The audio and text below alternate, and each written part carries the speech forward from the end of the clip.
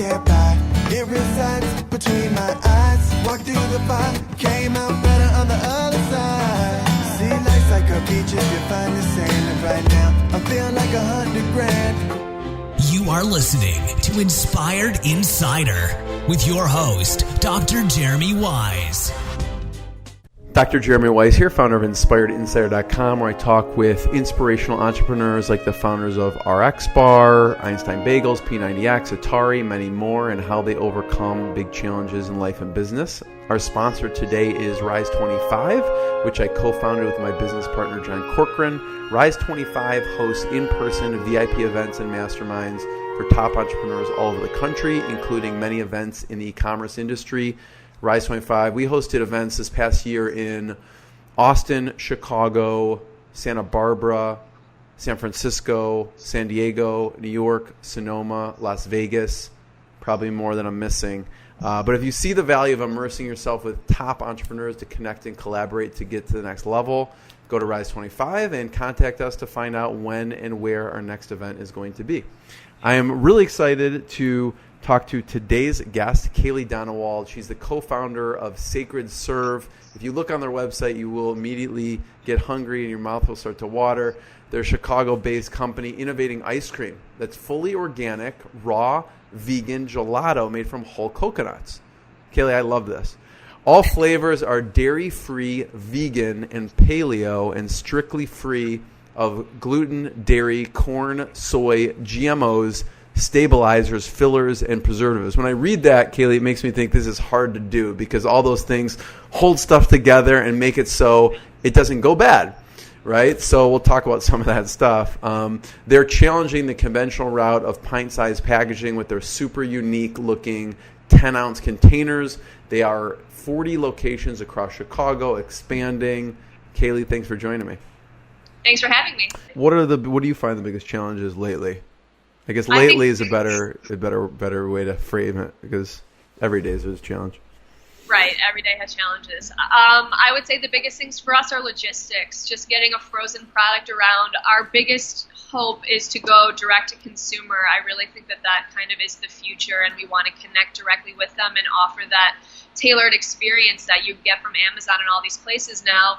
But for us, the costs of shipping on such a small scale that we're at right now is really hard. You know, you add dry ice in there, and then you the weight of it on it, it has to be within 2 days usually, if not overnight. You can't send it on a plane, so we can't even reach California. That is one of our biggest challenges right now is reaching customers. We have people that are in different states, and they're asking for it. We cannot get it to them because we just don't have the infrastructure in place right now. Yeah. I even think $10 is inexpensive for what you produce. Some people you're comparing it apples and oranges, but I would say anyone should go on sacredserve.com, and if you're in Chicago, get it. If you're not, tell someone in Chicago to get it, because this is the type of company and product like people should be supporting, in my opinion. And even at $10 price point, these are really, really good ingredients. And if anyone's made something like this, I mean, with, like you said, the packaging and the transportation, it's tough. You almost need to sell it in bulk. So hopefully people go out and get this stuff at on your site, and obviously they can get it in a bunch of grocery stores. It looks like there's a bunch of Food Smarts, and then the Foxtrot, the Market by Foxtrot. So what other challenges do you think, like, this is top priority for you over the next 6 months? I think really understanding marketing. I think for us, I meet a lot of people every day, and they're like, "Oh, I didn't even know that this product exists," and I am dairy free, and so it's always tough to hear that we have this product even in the Chicago market. The Chicago market's huge, and we've only scratched the surface. So before we even think about shipping nationally, it's like, how do we engage this customer base that is right here? Like, we're making it locally. Is it Instagram targeted ads? Is it direct marketing? Like email marketing? What is it that's not we don't have that background. So right now it's kind of us reaching out and leveraging some people in our network to try and understand how do we engage this market that we're in. We just don't have that reach yet. Yeah. I mean, for me, I think who I listen to are the influencers, right? Mm-hmm. Health influencers, specifically in Chicago. Maybe it's other founders who have a similar mission. Like I Heart Quinoa founders I talk to. I don't know if you know them. I do, yeah. We've done a bunch of stuff with them. They're great. Yeah. Natalie, who does all their social media, we've been working with her a little bit. Yeah. I want to hear, as you're on this journey, it's like a roller coaster pretty much every day. What's some of the best advice you received, and what's some of the worst advice? You don't have to say who gave you the worst advice, but yeah.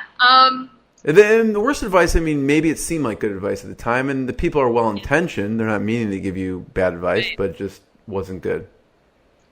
I think some of the best advice we've received is stick with what you're doing and get really good at one thing. Because when we started this, my partners are very creative and have this big raw food chef background, and there's a lot of things that we can make. We can make dairy-free coconut yogurt, coconut kefir, coconut jerky. All these products are just at our disposal. We already know how to make them, but that would be spreading ourselves way too thin. So the best advice I think we've gotten is just get super good at one thing and kind of own that and be that. And we've redirected ourselves back to focus on just ice cream right now. Like, let's get really good at that. So before I ask about worst advice, what's the most enticing product?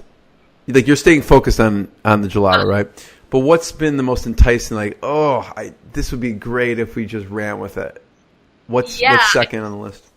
The second on the list is our coconut meat itself. So that is not a product that I've really seen in the market, and it's at our fingertips. We're using it every day to make our ice cream, and so I would love to also sell that product and then supply people with recipes. Here, make our ice cream at home and buy our product to do so. So it feels like this low-hanging fruit. It's also frozen. It's the same distribution channel, but again, it is a side step. It is, how do we make the packaging for that? Now we're marketing this, now we're supporting that with recipes, and it's a slightly different thing, and so it may come in the future, but for now I totally see that.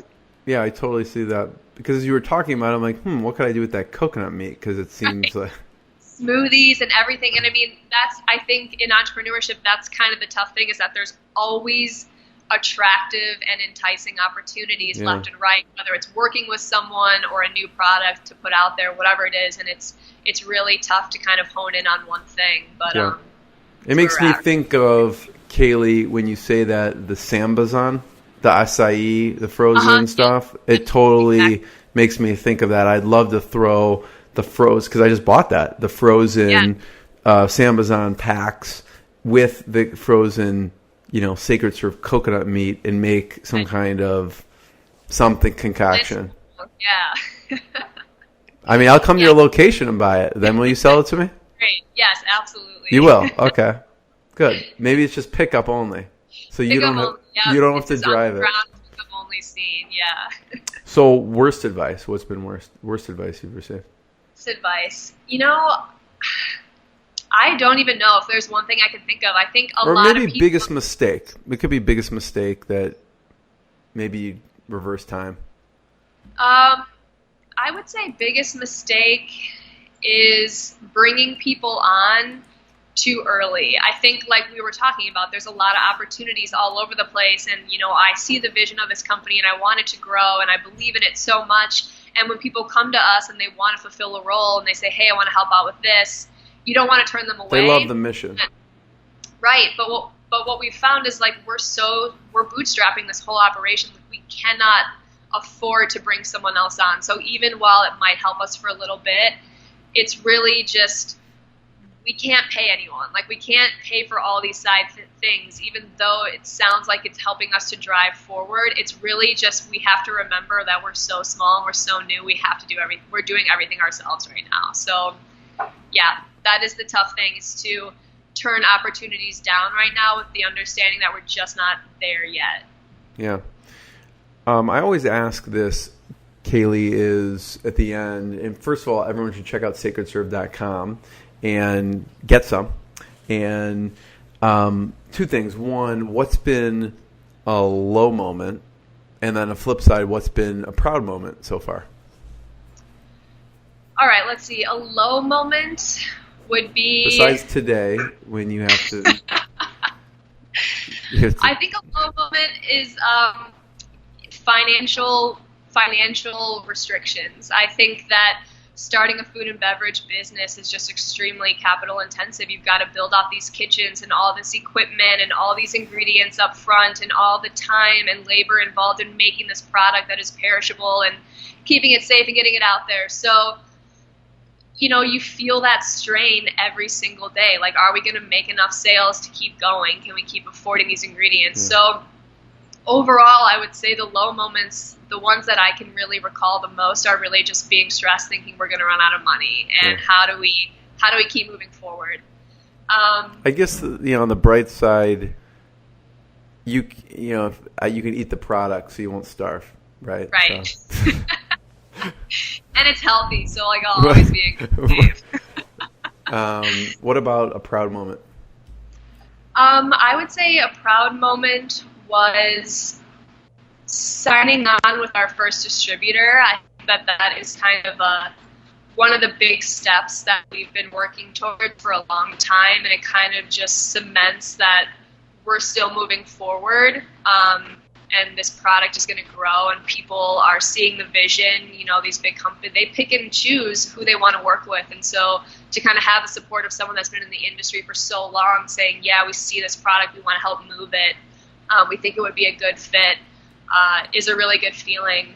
And I think another big proud moment is that we've done a couple vegan-specific events, and we have lines that are like 50 people deep, and we sell out. And for us, that's just the best, is seeing amazing. Customers who are like, yeah, I tried you here, and I came today because of you guys. And just people waiting in line for 20 minutes in general to get some of our product is just a crazy, crazy feeling. Yeah. Well, Kailey, I want to be the first one to say thank you so much. You know, everyone listening to this can say we knew you when, and we knew Sacred Serve when. Everyone should check out sacredserve.com. And thanks again. Thanks for having me. Yeah. What I got, you can't buy. It resides between my eyes. Walked through the fire, came out better on the other side. See, life's like a beach if you find the sand. And right now, I feel like $100 grand.